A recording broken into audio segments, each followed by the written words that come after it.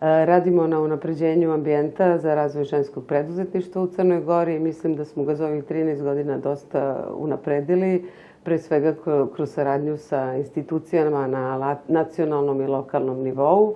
U suštini, bez zajedničke energije i kontinuiranog rada vi ne možete puno da postignete.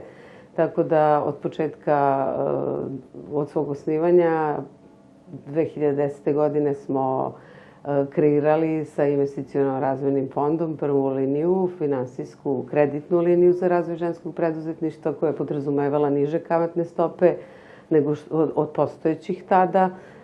Zatim realizovali smo niz konferencija, niz panel diskusija i kreirali finalno veliku našu regionalnu mrežu koja se sastoji upravo iz udruženja za podršku ženama u biznisu i svih naših zemalja. Tu nam je Severna Makedonija, Bosna i Hercegovina, Crna Gora, Grčka, Turska, Bugarska, Albanija. Nadam se da ćemo još više zemalja naših uključiti.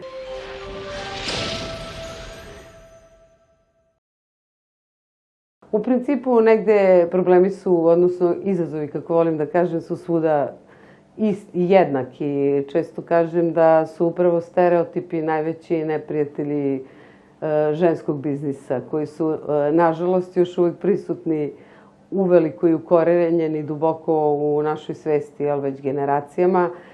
Posebno ja nastojim onako da malo razotkrivam stereotipe kako bismo ih razbili i prosto se od njih oslobodili. I to će omogućiti brži i lakši ulazak žena, što više žena u ekonomske vode i ekonomske tokove.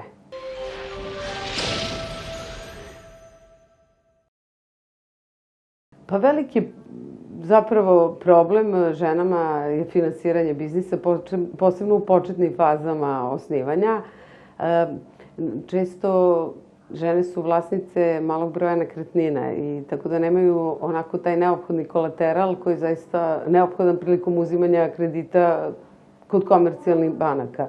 I ove agencije za razvoj i ovaj naš investiciono-razvojni fond zapravo traži za veće kreditna sredstva, morate da obezbedite i neku osiguranje u vidu kolaterala. Žene su u Crnoj Gori u svega 4% slučajeva vlasnice nekretnina. Tako da često žene nemaju taj početni kapital i ređe se obraćaju tim eksternim izvorima finansiranja, kao što su komercijalne banke ili IRF. Najčešće uzimaju pozajmice od prijatelja i rodbine kako bi pokrenuli taj preduzetnički poduhvat, da.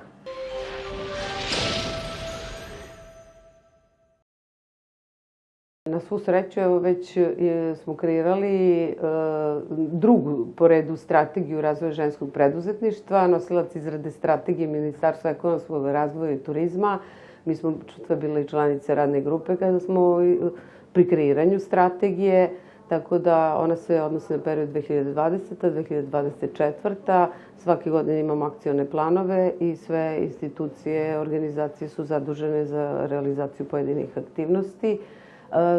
Naravno, najveći je to problem finansiranja. Još uvek investiciono-razvojni fond ima tu liniju za žensko preduzetništvo koja podrazumeva niže kamatne stope. Onda lokalne samouprave već skoro 5 godina daju grantove za žene. To nisu u pitanju velika sredstva, ali jesu koje god sredstva koje dobijete bespovratna su svakako podsticajna, ali mogu da budu dobra injekcija za neki makar mali napredak. Tako da ja očekujem da grantovi budu još veći, jer svaki cent uložen u ženu državi će se vratiti trostruko, upravo kroz poreze i doprinose.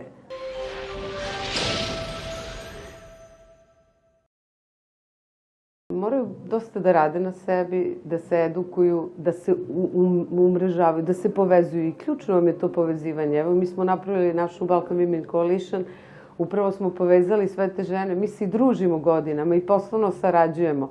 Ništa, znate kako, u modernom svetu ne možete sami da funkcionišete, a dobro je to što imamo ipak olakšane mnogo načine komunikacije. Imamo i društvene mreže, veliki broj društvenih mreža, zapravo imamo te neke pametne sada telefone, to nekada nije bilo. Znači, mogućnost umrežavanja je nikad lakša i ja poručujem svima da se povezuju, da slobodno pričaju o problemima koje imaju. Naravno, svi imamo u biznisu neke probleme, jel tako? I da zaista ta razmena iskustva, znanja, informacija, ideje je ključna u stvari. A to je ono što mi radimo kako na nacionalnim nivoima, tako i na ovom našem regionalnom nivou. Negde su slični izazovi s kojima se suočavamo, tako da nastojimo da prenosimo stalno neka dobra iskustva iz zemalja regiona i da zapravo implementiramo u našim okvirima.